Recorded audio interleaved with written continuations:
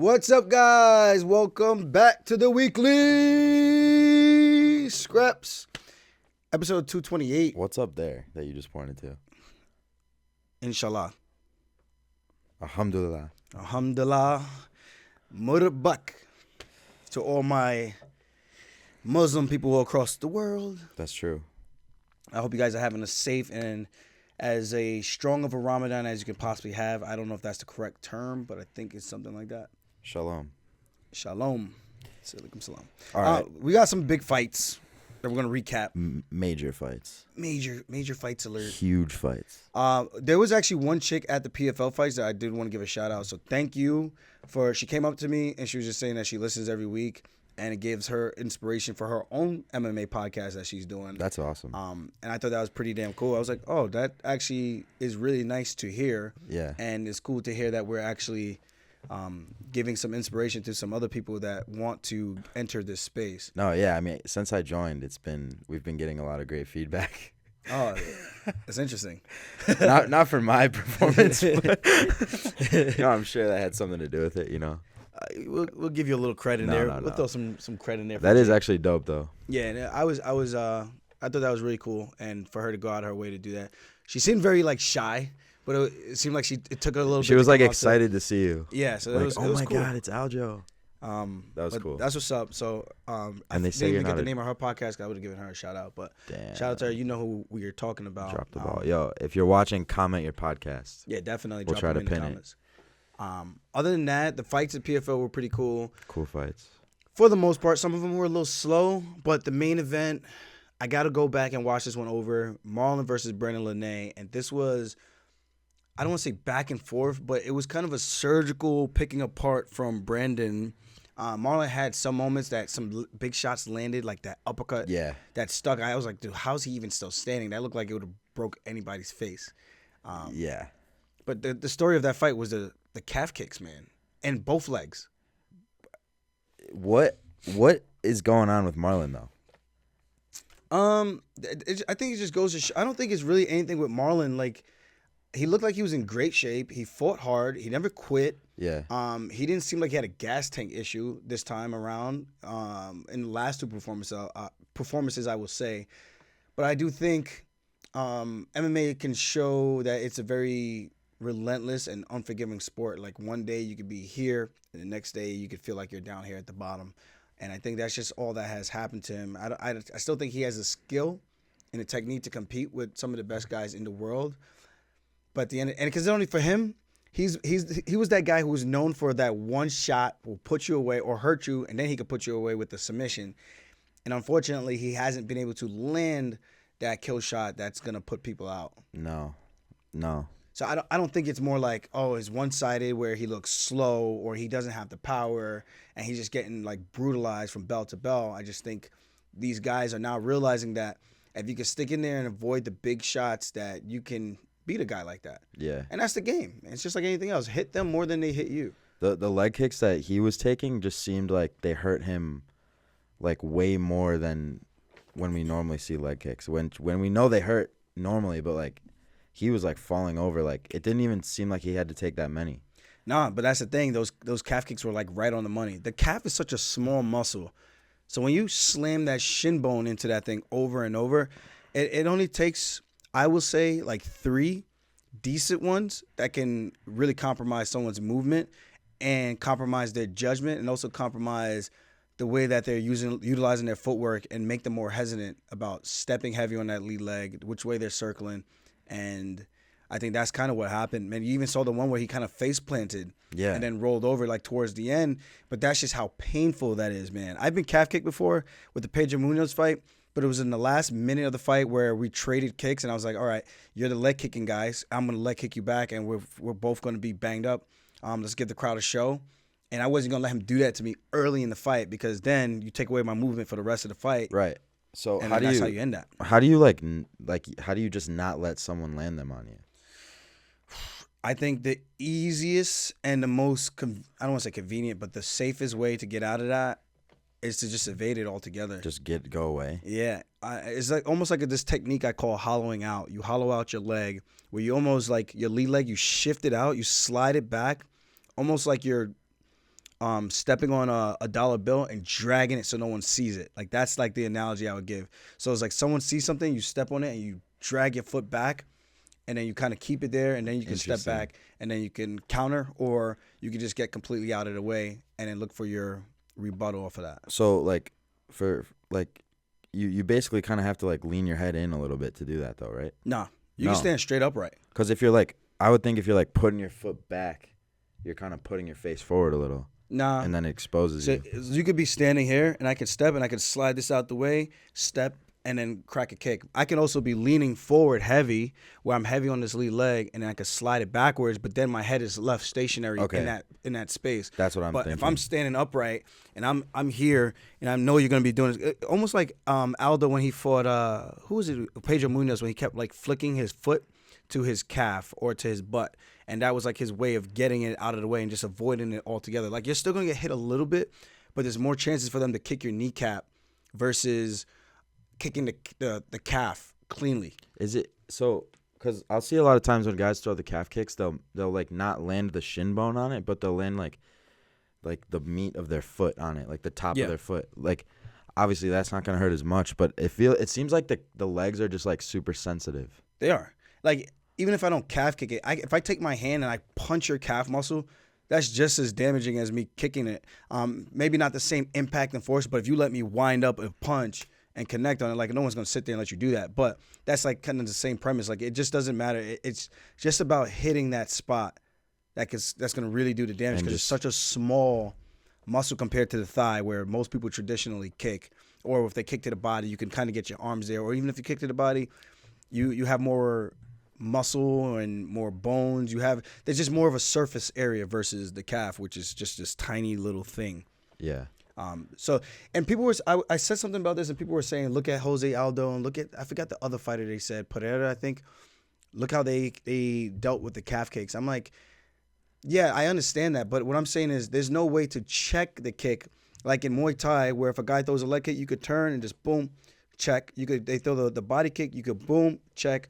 And that's the way of defending those strikes. But you can't just stand like that. You can't really do that for the calf, because even if you turn your shin into their shin, that action is still going to be very damaging. And I know people are going to say, oh, well, if you check a kick, it's also damaging as well. It's like, yes, it is. But because the calf is so much smaller, it's still being hit. And that's the difference. Like, even though you're checking it with the shin, it's still being targeted.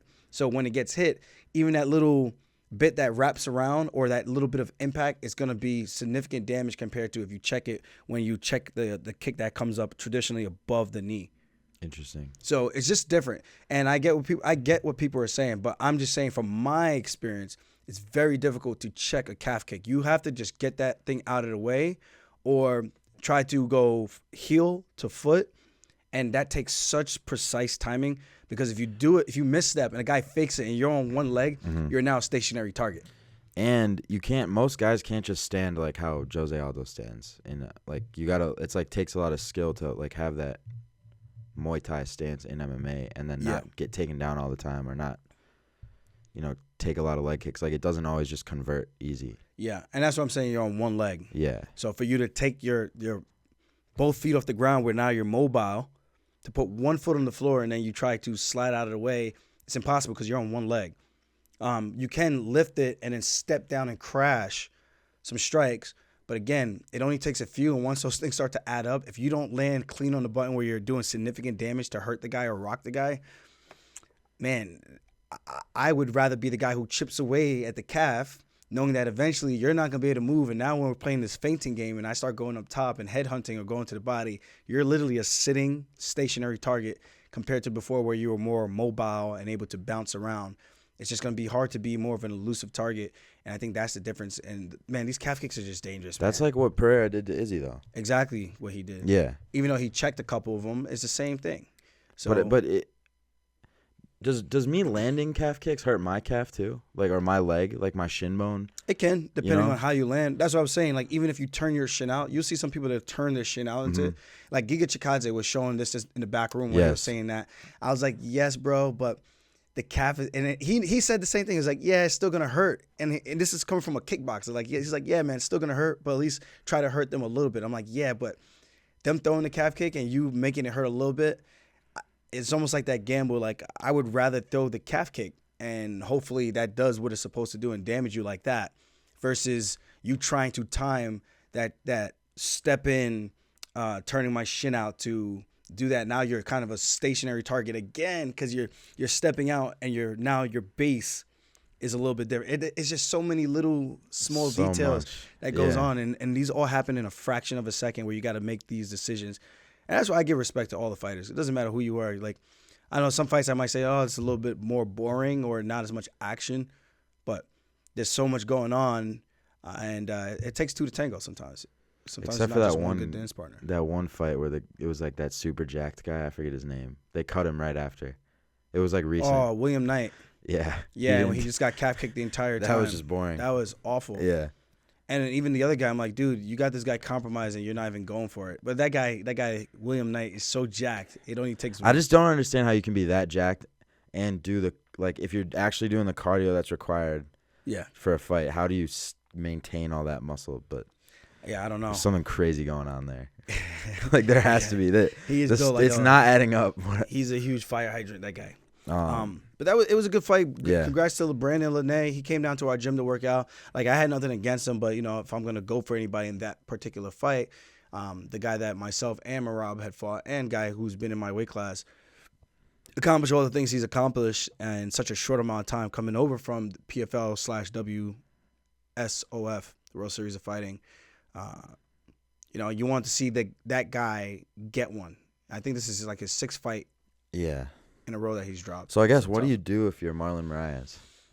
It's about the performance. I mean, you look at the performance, you kind of got to be like it's not like you're getting blown out of the water, but at the same time, it's just like, how many losses can you take? Like, you always feel like you're chasing that next W, and then it just never comes, and it's just like, damn, man. It's tough, and we kind of had like a little heart-to-heart. He came over to me. We went head-to-head. He was like really sweaty, though. I had to wipe my face out. I was like, God damn, dude. And he was just telling me good luck for the fight. And I appreciate the kind words that he given me and the praise. It was like, he even told me face-to-face, like, man, what you came back from, like, with our fight, it was like, anything you need, any advice or whatever, wow. I'll be there to help you, bro. And I thought that was pretty cool. Even after his loss, still even having the energy or the positivity to even want to say anything positive to me outside of like what he's dealing with at the current moment. So yeah, that was pretty cool. Yeah. Would you be that nice after a loss? I don't know. I think it just depends on how you lose. Yeah. I don't know. I just feel like a loss in MMA is so like heartbreaking. It's hard to. The fact that he was that nice to you is like. Or like took time to even say anything to you positive. Maybe it's just that the world and the universe just wants the cringe to be ended. So that's like all that people care about. I think so. Hey man, I know I lost this fight, but I need you to end this, man. I'm like, I got you, cuz. I got you. Right there. I think everyone secretly wants me to win. Yeah, I feel like that. I don't know. Even his own teammates. I know his fans are like, yeah, we're excited to see you back, but I think it's secretly they're also like, I would like to see this guy get humbled, but he's also really good, and I got to respect him. And I think that's really where the fans sit with Henry. Like, he is really good, but at the same time, they're like, I could do without this guy. Like, I hope Aljamain could beat him. That's how I feel. And then even if I'm wrong, that's the way I'm going to take it, because it just gives me more energy, more positivity, positive definitely. Reinforcement. What do you want to get to you want to go to his YouTube videos? Oh, yeah. Let's talk about Since Henry's we're talking vlogs about his fans. and crap. He's got a cut. He's got a nice little vagine under his little slit. His left eye on his cheekbone. Yeah. And I'm just wondering, I'm like, damn, if you're getting banged up in training like that by, I don't know who you're training with, but if you're getting banged up in training like that. Yeah. The more I'm seeing from his YouTube channel, just even like the non like training videos he does, I'm just like, I feel better about you winning. Like, I don't know why. I just think like he's focused on YouTube so much, it seems. He's a YouTuber. I can't get beat up by a YouTuber right now. No. I can't allow this. I got to end this. You're Tommy Fury. He's Jake Paul. Yeah. But then like even his training vlogs, I'm like, comparing your training camp to how he does a training camp based on what he's showing. which he could be trying to deceive us, I guess. But it's like, It's a lot of energy to deceive somebody with what he's showing. yeah, I'm just It's a like, lot. this is like, this just doesn't seem like good compared to what you're doing. I don't know. I mean, I said that to you. I'm like, it seems like he's like got like too much going on. Could be, and at this, and to play devil's advocate, because that's just how I am. He's in the spotlight now. He's in the main event. We're both getting a lot of push and shine for people paying attention to this fight. It's a high stakes matchup. Both guys who've never lost the belt. For him, he never lost the belt. Coming back, trying to do the things he's been talking about, trying to fight Volkanovski. He's got some big plans in the back pocket that he would like to accomplish. So I think for him, he's looking at it like, well, I started this YouTube thing when I retired. Maybe I should try to maximize this as much as I can and put out as much content as I can. But to your point, how much is too much and how much of it is going to be a distraction versus actually beneficial. Right. I think that's the difference between how he's doing it versus how we're doing it. So, and you and I have had this conversation multiple times because, like, you know, you're a full-time fighter. I'm full-time basically running our YouTube stuff.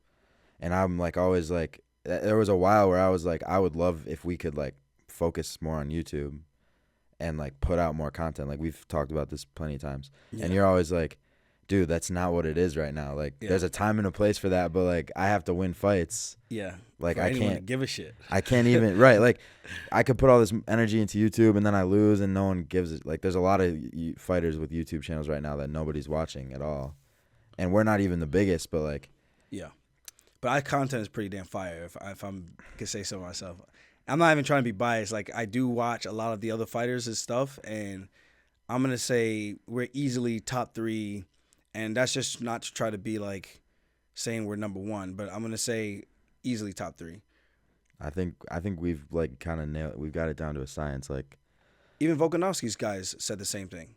Yeah. And their stuff is pretty damn good. Their stuff's amazing. Yeah, I like watching Volkanovski stuff. I think his team overlaps with Izzy's team, so a lot of them work together, and they're like they make really good. I would put them in top 3 too. Like I'm gonna say we're in like that. We're trifecta. Yeah, right but they've given me like a lot of compliments about like the stuff we've done, and I mean I think your podcast is like the most technical analysis podcast there is. Yeah. So it's just about making that more known, I think. Well, that's good. And I do think if there's fighters out there that want to get insight on fights and, like, it's almost like if you're an up-and-coming fighter, listening to this show, and I'm not trying to toot my own horn, but it's like where else can you get this type of technical advice and breaking down of these sequences from someone at a high level for free?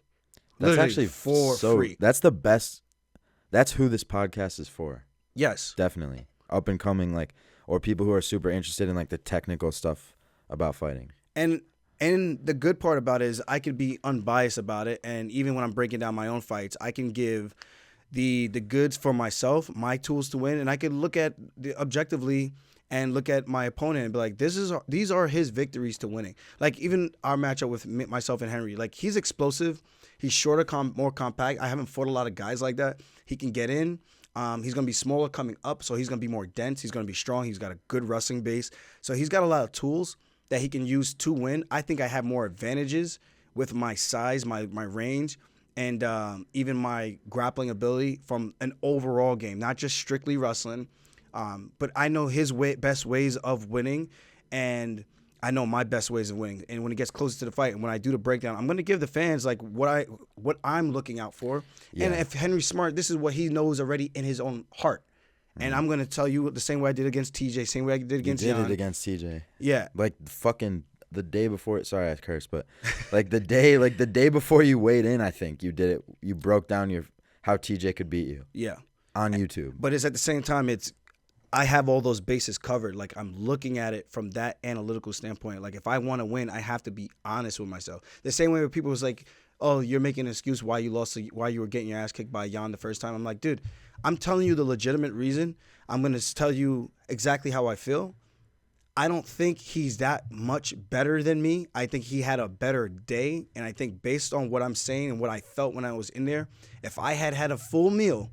What Marab had did to him that first time, I think I bulldozed him the same way I did Sandhagen in the first round. I swear on my life. That's how I felt. I was like, dude, this guy has nothing for me. And the fact that he was able to prepare for me the second time, I thought he was more prepared the second fight. He did, yeah. And he got bigger. And it blew my mind with the adjustments he was able to make within those 13 months. And I was like, okay, now let me change my approach. Let me not gas pedal him the way I did the first fight. And now let me actually strategically control the fight and take advantage that way. And that's what I did. And wow. And that's just me being honest. But this is the thing, like there's the fighters who are at the top, this is what I've realized, like being around you guys. You're all like obsessed like with MMA. Like you watch every fight. You watch boxing fights. You watch like you're breaking down everything. You can't watch. It's like kind of like me if I watch a YouTube video. I'm studying how they transitions, do edits and how they're retaining people and making people watch longer. It's the same thing. I can't watch it like a normal person. Same thing with you. It's like you can't watch a fight without like literally like nerding out about it, like out loud. Like you have to say it almost. Yeah. And even like that Marlon and Lene fight, like I want to go back and watch that and just to see how Lene was actually able to set it up, because he was able to get in and out with those calf kicks with taking little to no damage in those transitions in those training sequences. Yeah. And those are high-level things that people need to pay attention. How is he feinting? How is he stepping? When he is committing to the kick, what is Marlon doing? What is Marlon looking at? Like those little details are what separates people.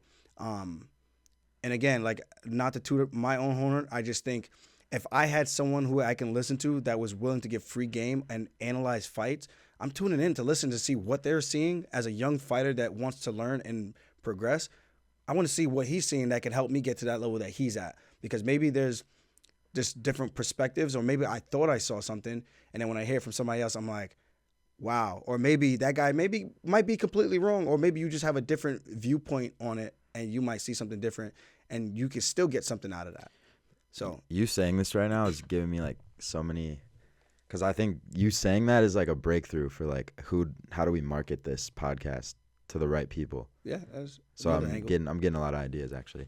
But how do you think you could be this dialed in and put out like the amount of content that Henry's putting out? I guess because that's my thing. Is like it seems like I keep telling everyone he's a full-time YouTuber. He's not. Like, yeah, I do want to test his will to be in there to fight, and he's a competitor. At the end of the day, he's always gonna have that competitive fire. Like everyone always wants to compete, especially when you've done it for so long, like he has. But fighting is different. It's not a wrestling match. There's a desire and a willpower that you have to want to be in there when the going gets tough, or where something's not going your way, or where you get hit with something that you did not expect that person to hit you with, and you're kind of like, holy, I'm in a fight. And I do want to test that and see if he's actually in it for the right reasons, and we're going to see who wants him more.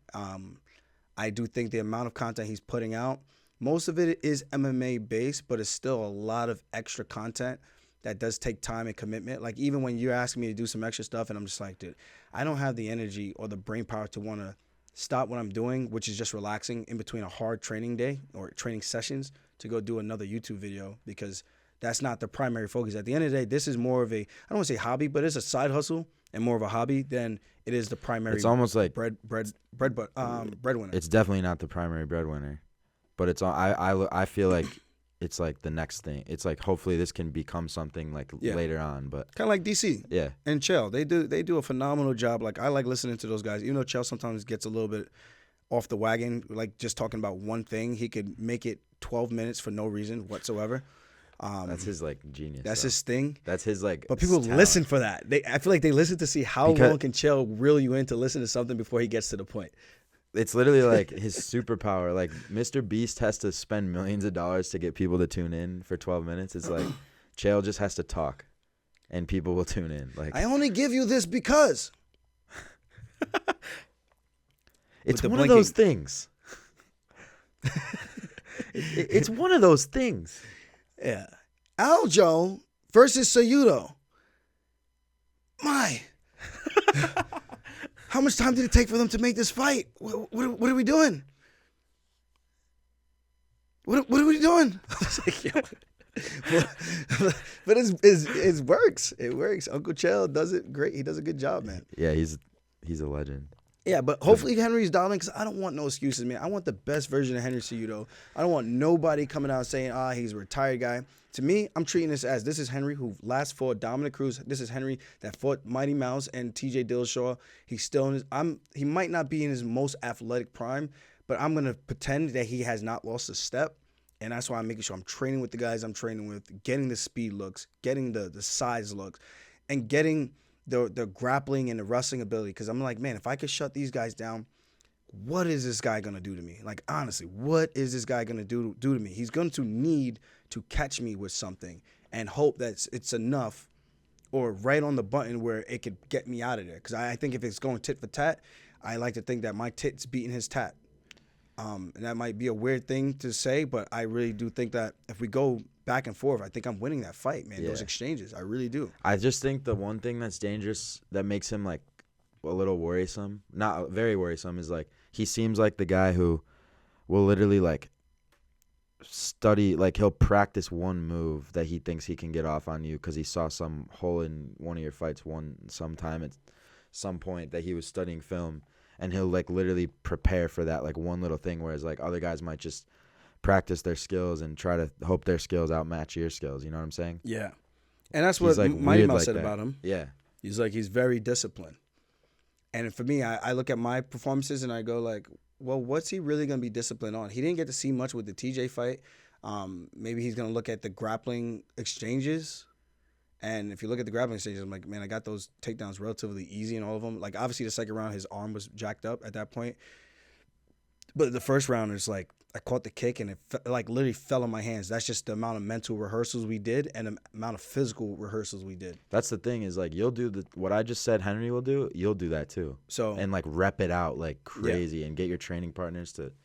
I mean, I don't want to give away the game. That's why like this is a good fight because I think it's two meeting of the minds and I'm very excited for that. So I think the fans are gonna be in for a treat with this one. And they don't know you're like that yet. Like, but it's all on YouTube. He's marketed. Like, just go no, watch I know, it. But like he's done a good job of marketing himself as like the fight guru. Yeah. And you are that too, but you just have to like. I think I just don't talk about it the way he does. Did you know he has a gold medal? Yeah. He says that a lot. That's his main reason he thinks he's gonna beat you. Actually, yeah, it's actually comical, but whatever. Let's talk UFC 287 before we get too dialed in with everything else. We got the rematch: Israel Adesanya, or should I say, Alex Pereira taking on Israel Adesanya. Adesanya. I'm just gonna call it Adesanya. Izzy. This is their fourth fight. I'm gonna start this off like this. Ain't no way in hell that Izzy is gonna go down 0-4 against this man. I just refuse to believe it. Okay, I'm taking you to war here. You say that, but talk to him. You got to look at it skill for skill, like matchmaking wise. You can't just say that. You can't just. That sounds like a casual thing to say. That sounds like something I would have said like when we started doing this podcast together. Like, okay, go ahead. I'm gonna shut that down too. Like, you can't just. When you look at the matchup, it's like Izzy has to not get starched for 25 minutes, or he has to starch him. Yeah.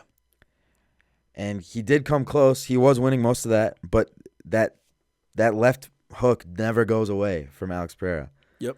So just to say like Izzy's just not going to lose 4 times in a row or whatever, just cause you just believe in him, it's like, why do you believe in him? Do you think he's gonna go have a perfect? You basically have to have a perfect fight. You have to have a perfect fight. I'm about to throw you some softballs right now. Slam it right out of the park. Reasons why Izzy beats Pereira in the rematch, or should I say in the quadrilogy. You look at the Yoel Romero fight. He made the adjustments. After getting cracked one time in that first round, he realized, okay, this is not the matchup that I need to come out here and try to put on a crazy performance. I need to just win. He did what he needed to do to just win. Jared Cannonier, same guy who could put your lights out, especially if he takes you down. He needed to just win. He did that. Robert Whittaker, he made the adjustments, took him out in the first round when Whittaker was getting overly aggressive. He almost had Alex Pereira out of there in the first round. But he didn't. But then he gets chipped away with a couple of leg kicks, big leg kicks, I would say, calf kicks. And then on top of that, he got Pereira down a couple of times. If you go on his vlogs on his YouTube channel, you'll see that he's actually putting in the work with the wrestling, which is the key to victory. Same thing with Jan. I'm not going to go tit for tat and go to a stand-up battle with him because that's a losing fight. That's what Israel tried to do. He tried to prove to him that this was still kickboxing and he could beat him in a stand-up fight in an MMA fight, which makes no sense. You're not kickboxing anymore. Get over it. You lost in those events. Let's take it to MMA now. Let's mix it all up and get the W. And instead, he tried to be more exciting. Well, he did try to wrestle. It just didn't really work. Very little. I don't think he prepared well for it. He didn't. Yeah. And I think when he got him down, those sequences were rushed. And I think when you give a guy an opportunity, Leon Edwards versus Kamaru Usman, Volkanovski preparing for Islam Makhachev. That's true. You get guys that can actually prepare, that are smart, cerebral fighters that think the way like myself or DC or John learn how Jones. to grab the fence. Or learn how to grab the fence. That's a very reliable technique. It is. In case things get a little sticky. You know how sticky it gets? When things get a little sticky, sometimes you got to do what you got to do. Sticky it gets. So when you factor in all those things, Israel is a winner. He knows how to win. I think when you're hurt and you're compromised, that goes out the window. But I think now with him putting in that time, he's going to have a little bit more dedication and discipline to say, hey, man, I've entertained before. Now this is just about getting the job done, getting my hand raised. And Get your pay-per-view points back, dog. And he said it. He said, this is do or die. And that right there, it is. That makes me believe that he's going to go out there and do the things that he needs to do to win. I'm not saying that Pereira is not expecting that. If Pereira isn't expecting Izzy to wrestle, that would be the most blasphemous training camp preparation ever. It really would be. So, if let's say Pereira is doing the same wrestling stuff that Izzy's doing. Okay, because everything Izzy does, Pereira does better. Well, yeah, now I'm just going by the memes. No, I'm going by the memes because if Izzy starts to play golf, you know Pereira's going to come out with the golf clubs. Okay, so let's just, because you're right. Pereira probably knows Izzy's wrestling and trying to get ready to grapple. So Pereira said, hey, Glover, let's do some grappling this camp. I need to be prepared. Though. Yeah, but he probably can teach him some takedowns and takedown defense. And there's probably other guys over there. Jiu-jitsu takedowns. I mean, who's in Australia helping Izzy wrestle? Jiu-jitsu to take. I mean, who helped? I'm asking. Who helped Volkanovski? I don't know, but there's can a guy who's big enough, small enough to help Volk also help Izzy the same way? Yeah, they got to find a guy that big. Yeah, but it's all who's that good. But it's all about technique. Yeah, I mean, I think Izzy's very smart. Like, obviously, he's like a genius. I think when it comes to fighting. And let me freeze you. It's just even if you're not the best kickboxer, if you can emulate and do exactly what I'm showing you to do so I can get the reps and the same exact look, it doesn't matter how skilled you are as a practice partner because we're just rehearsing and going through sequences. That's true. Versus like going live and getting that live look, which is different, and I would agree with you on that. Well, who's giving him those looks from a live standpoint? But right, and the guy teaching him has to, well, I guess it could be a smaller guy, but he just needs a big guy, a big body who can rep him out. Yeah, and it's not like Pereira's going to come in and be some 225 grappling wizard. But exactly. I'm saying if Pereira, let's say Pereira is as good of a grappler coming into this fight as Izzy is, which is probably not possible. But let's just say. Now you got a guy who's way bigger than Izzy who's done the same reps this training camp as Izzy grappling. So it probably brings it back to the feet. I could totally see that happening. It could, but at the same time, it's like that fight, Izzy was outpointing him the entire time. He got caught with one nuclear missile, and we all know Poatan hits hard. That's all it takes. Izzy could grapple fuck him for push 4 him against rounds the cage. And then get cracked and lose in the last minute of the fight. But he could also stifle, kill, eat clock. I'm not saying this is going to be a fan-friendly fight, but it's going to be up to Pereira to make sure that he keeps him off of him, not allow him to do that. And I think Izzy is going to be smart enough to know, if I eat the clock, I push him against the cage, I beat him up, chip away, and I don't give him space to chop away at my legs. I don't give him space to throw that left hook. How does he win? How does he win? Also, if you frustrate him, like that'll definitely frustrate Pereira. Who's faster? I just don't know if he'll get emotional. Like if he'll start throwing caution to the wind and give Izzy an opening. This is a good fight, man. It is, man. It's a really good fight. I'm pulling for Izzy because I actually met him. I don't know Alex Pereira is a really good dude. He has a great, amazing story. For him to come and do what he's done in MMA is very inspiring for anyone. And even though his technique is very odd, like he punches from his waist, his hands are always down, but it doesn't matter if he hits you and puts it on your chin, you're going to sleep. And that's all that matters. Yeah, he's super scary. You know, that's a really scary dude. I respect both of them, but Izzy's my guy. I just want to see him get back on top. And I just don't want to see him go 0-4. It would That's be, really what it comes down to. I no, can't let this man go 0-4. I'm honestly, at first I thought I wasn't rooting for Izzy, but like when you said no man in the UFC history has ever come back in an immediate title rematch and won. Izzy's like hype is like on the line here. Like his like status in MMA is definitely on the line. Yeah. If he loses, he's probably gonna be a guy that they try to use to make other guys look good. That's what the UFC does, though. Even though he's Israel Adesanya, everyone is gonna have their day like that unless they retire before it happens. Yeah. So like, he either becomes champion again and he's on top and he, gets his pay-per-view points back, or he's gonna be a sacrificial lamb. Yeah, that's what the UFC does, man. I forgot what my point was with all that, but if he wins, it'll be historic. Yeah, and it'll be like everything's back to normal for him. Someone has said something about Randy Couture winning a fight after he lost the belt, and I'm gonna fact check that because I'm not quite sure I know if that's true or not. But yeah, this will be a historical thing, and I'm pulling for him, man, because again, they both got great stories, but I would love to see because it would be like a super hard feat to accomplish, to like the mental fortitude to beat this guy after what he's done to you. 100%. Like, that would be insane. Yeah. I'm looking forward to it, though, man. It's going to be UFC heavyweight. Oh, so he lost to Josh Barnett in a title fight. Josh Barnett. Yeah, and then, he beat Pedro Hizo. He won by strikes. Man, this is a lot of history to try to unpack here. This was a UFC heavyweight championship. He beat Pedro Hizo, and then he rematched him, and then beat Pedro again. Then he lost to Josh Barnett. Then he lost to Rico Rodriguez.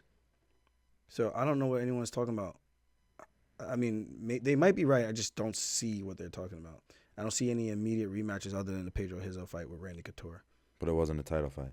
I see Vitor Belfort loss. Let me see. Cut. Round 1. UFC light heavyweight championship. Okay.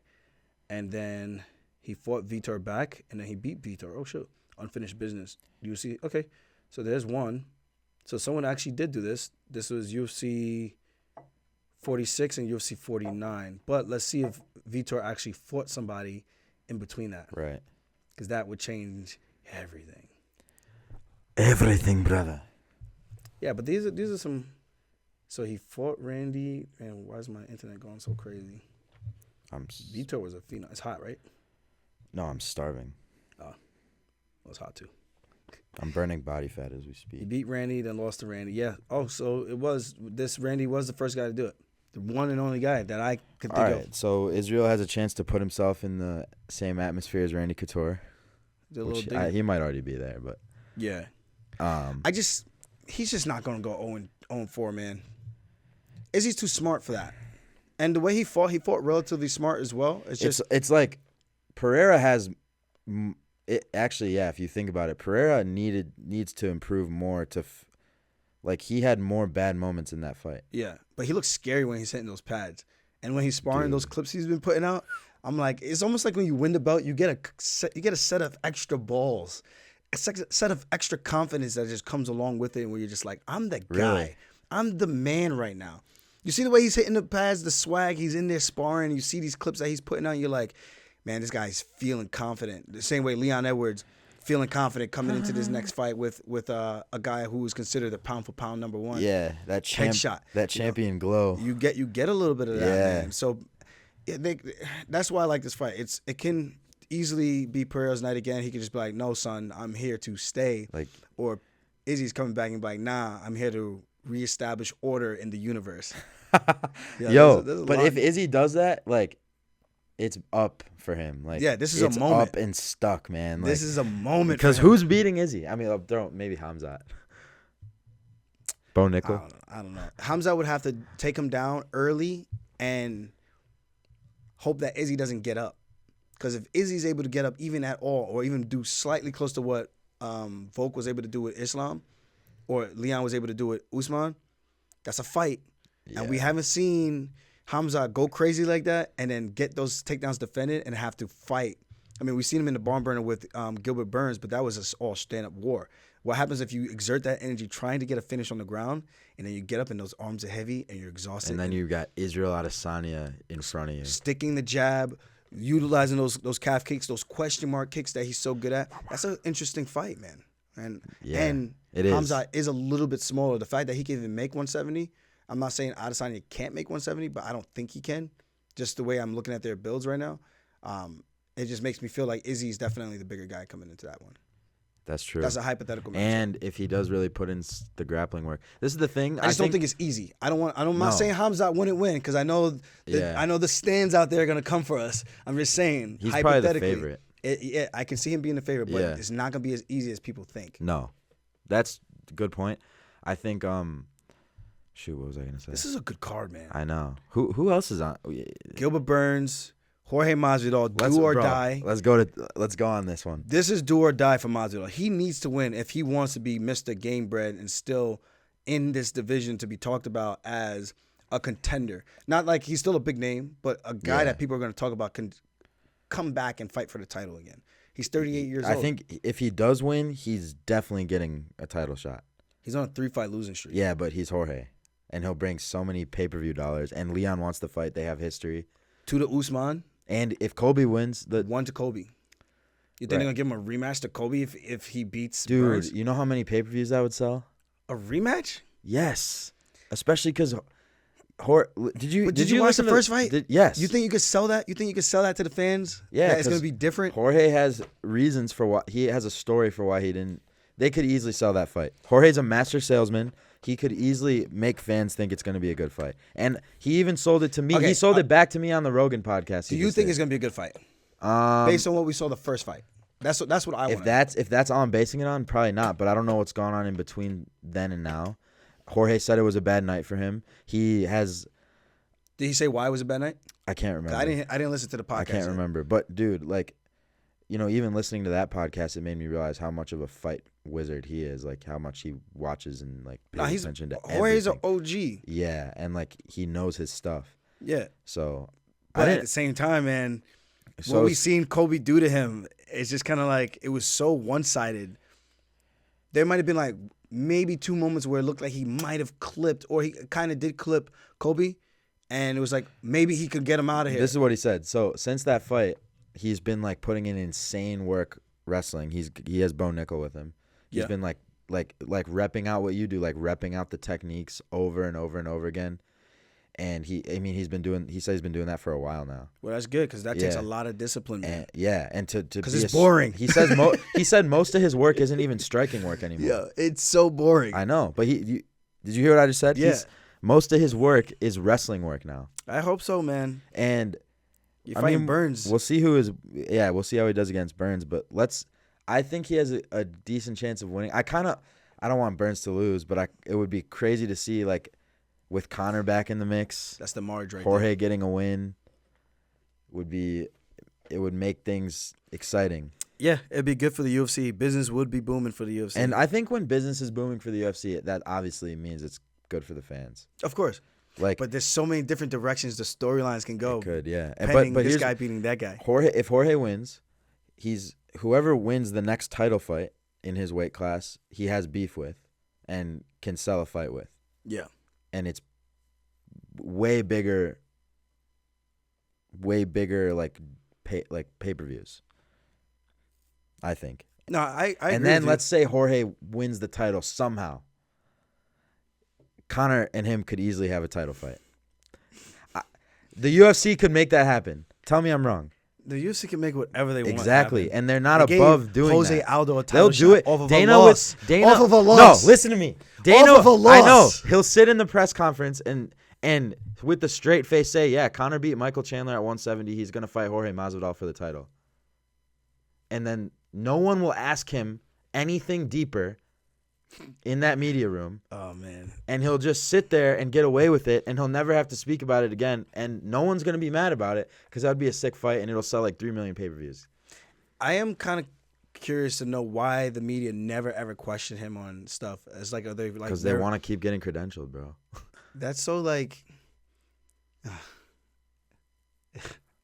I think there's a way you can ask though. Like They did kind of press him. I was in the room for the first Dana press conference after his slapping thing. yeah, And they did ask, like, he sat there and, answered their questions. But, like, when he would give a response that I thought was kind of BS, like, no one would push him. But they would ask him the initial questions. yeah. But no one would be like, yeah, but this. Like, you dig deeper. But,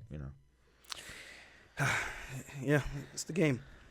But this is a good fight. I don't want to see either guy lose, but I love Masvidal watching him fight, especially from all the stuff that he's done. When he fought Al, that was such a annoying fight for me because I'm like, damn, I'm such a big fan of Masvidal. Why these guys got to fight? Yeah. Why you got to fight my boy? Why you got to fight my boy? Thankfully, Al won. It was a really, really close fight. Happy the decision went our way. But I'll That's just say that. Sick. I'll beat him. Yeah. That's a good feather in the cap to have in the Yeah. history books. And then you got Gilbert Burns, of course, having that crazy performance and then beating Neil Magny the way that he did. He's right there, man. So he's on the cusp. It's like 170 is a fun division to be watching right now. It really is. It is, yeah. And even if Gilbert got a title shot, that would be sick. Because I There's think options there. he And could beat both those guys. That's the best thing about it. That there is legitimate options there. I like Gilbert against Leon and Colby. Yeah, because he hasn't fought any of those guys yet. But I like his style against them, like to win. The old right hands, man. The old bungalows, they don't miss, bro. They don't miss. Leon looks like so good right now, though. And then, of course, we got Rob Font back in action, taking on Adrian Yanez, the young Punisher, baby. That's your guy. Yeah, Font, he's 35 years old. And he's 5'8" with a reach of 71.5 inches. He's got a half an inch on me in reach with the hands. Yanez is 29. He's 5'7". His reach is 70 inches.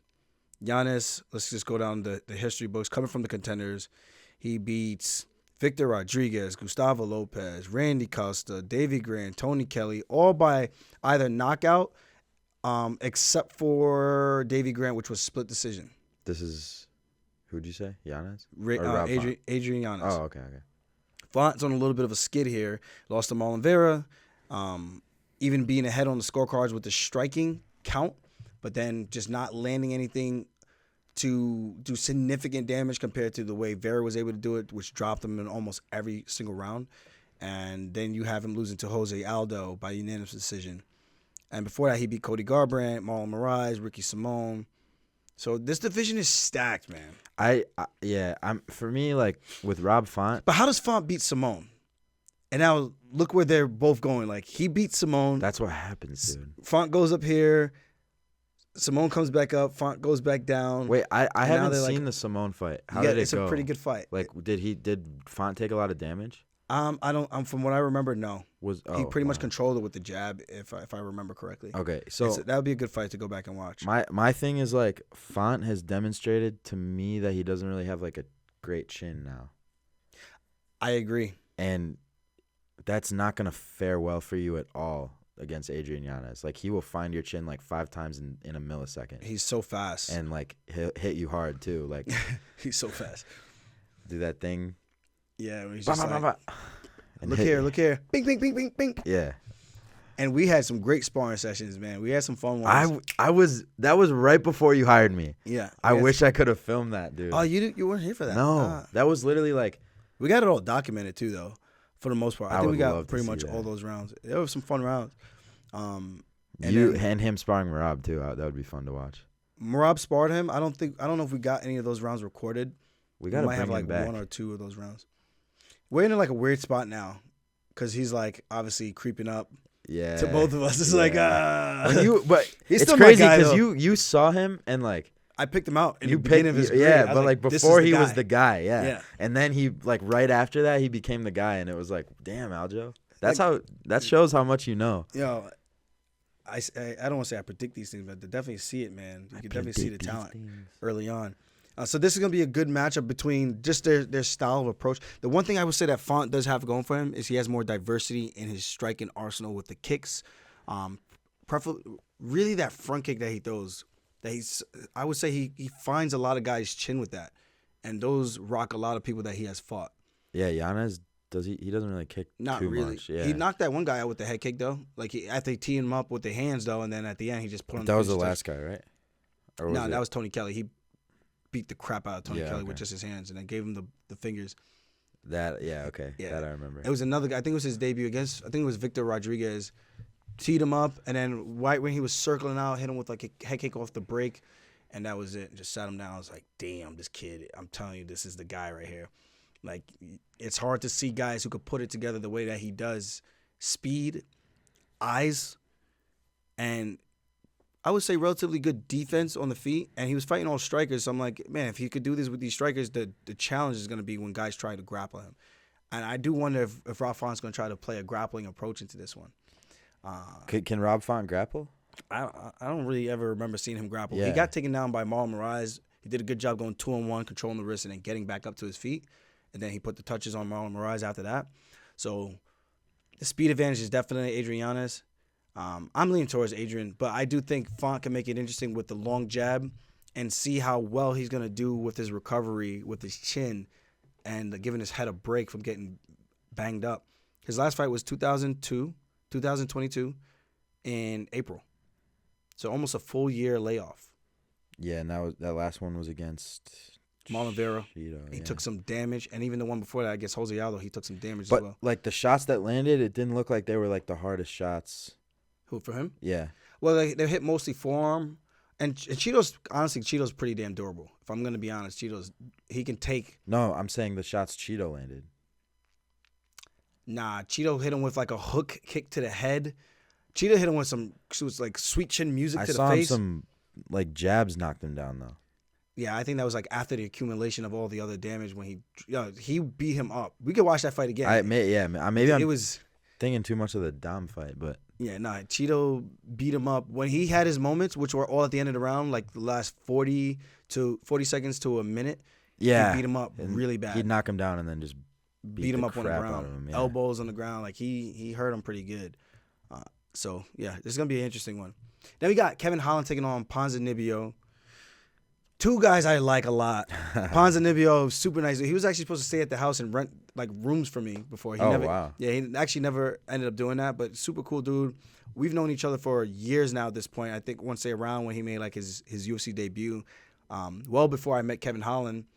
He's been in the game for a minute. I remember he was out for like 3 years when he had one of his injuries. I think it was his neck. He had like a crazy layoff, man. He beat Neil Magny in 2018 in Argentina, and then he didn't come back to 2021. So he had a long layoff, man. So, cool dude. It's always tough when it's like that.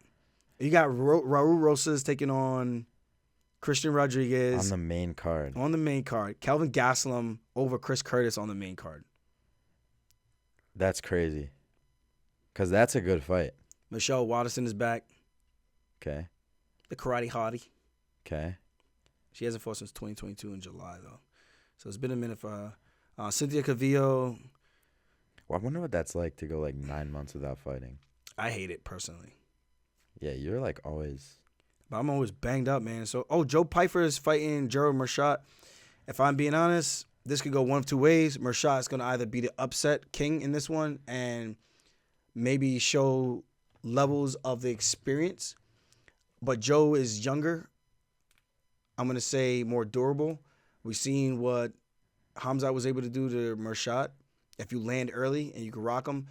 But then I think he won like 3 in a row, though, man. But this is definitely a fight where they're trying to tee up a win for Pyfer. Joe Pyfer. Wait, how have I not heard that Pyfer's on this card? Me either. So after he lost to Hamzat, he won 3 in a row. That's all crazy. finishes. Guillotine, rear naked choke. Then he lost to Christoph Jocko by decision. I think we watched that fight together. Yeah. In New York or something. And then he beat Bruno Silva by guillotine, who had a really good fight with Alex Pereira. So he's a savage, man. Mershot? Yeah. He's tough, he's durable, but he's slow. Like he's almost like a plodding fighter. But his grappling skills in that division, I'm gonna say is almost second to none. Like he's a tricky dude. But the thing is, I think he does too much striking where he allows himself to get hit more than he probably should. Mm. And that's just my personal opinion. I've met the guy a couple times. Really cool dude. I'm not trying to slight him by any means, but if I'm giving like advice to him, it's you strike with the end to a means, not looking to get into these exchanges and let these guys find your chin or get you on skates. You fight the way that you need to fight to your strengths. Grapple, clinch, look for the takedowns. Maybe throw some calf kicks in there and shell up so you don't take big shots on the way to trying to do that. Slow your opponent down, frustrate them, and then hopefully you can get to that clinch position where you can hit one of those trips and take them down. Yeah. Or force them to shoot. But Pyfer's strong, younger kid. It's actually crazy they would give Joe that matchup. I think it's a big win because a guy who was on a 3-fight winning streak, then losing to Jocko, then beating another guy. I think he's in a really good spot in the rankings. Like in the unranked fighters, that Pyfer beats him. Joe Pyfer is kind of like announcing himself, his breakout performance to the division. Interesting. And Marshad's only 35, man, which is crazy. 6'1", 35. Pyfer is 26, 6'2". Is he like much of a grappler? I think he's more of a striker. Okay. I think he's more well-rounded. I don't think he actually has like a straight-up grappling pedigree.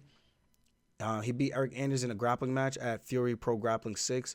He beat Alan Amadovsky right cross in the first round in his UFC debut. So this is going to be his sophomore return to competition for Pyfer. A lot of hype on this card. Holy crap, it's a stack card. This is a really good one. I wish I could have gone. And then you got Max Holloway on the next one. Yeah, I gotta get ready for my fight, man. That would have been fun to go to Miami. I'm right around the corner, man. Woo! What are you, 5.5 weeks out? Nah, from yesterday I was 5. Yeah. What the heck? Yeah, time's like... That came out. These camps feel quicker now. I feel like once the fight gets announced, it starts to really start booking. Oh, my God. Like So almost a month out. I'm excited, man. It's a big opportunity for myself. And even for these guys who got their fights coming up, a big opportunity for all these guys as well. Marquee notables. Whoever, like, there's, like, even if we did, like, a biggest winner, like, for the main card, biggest winners coming out of the main event, the co-main event. Like, there are huge repercussions for winning and losing in these matchups. And you can still lose and still have, like, a good... There's 2 must-win fights on the main card. Yes. Izzy must win. Jorge must win. Yeah, it's almost like a crossroads fight. That's another way to put it, yeah. Yeah, because if they don't win, it's like, where do you go from here? You're at crossroads with your career. Izzy, here's Hamzat.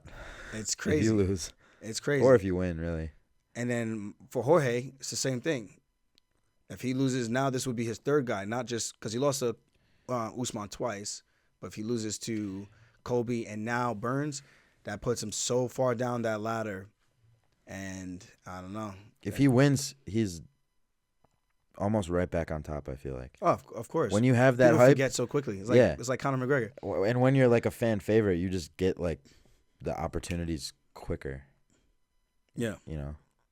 So If people get behind you, they want to see you fight, and that's all that matters. This is the entertainment business. Like, as much as we want to talk about rankings and all that, we know the people that control the rankings kind of push the favorites anyway, so it doesn't really matter. It's just going out there and having a good performance, and you can kind of control your own destiny in that regard. Yeah. And the UFC controls it As long as you keep winning, you get to the title shot eventually, but yeah. And then and that one, and then the Font, for him, this is a crossroads fight too. It is, he loses to this up and coming contender who's not ranked. Bro. They'll probably rank Adrianus coming into this week. Adrian's not ranked? He was, then they unranked him. And then they put Amali in there. And then they unranked him. Then they put Umar in there, unranked him. Then they put Umar back in there after he won his last.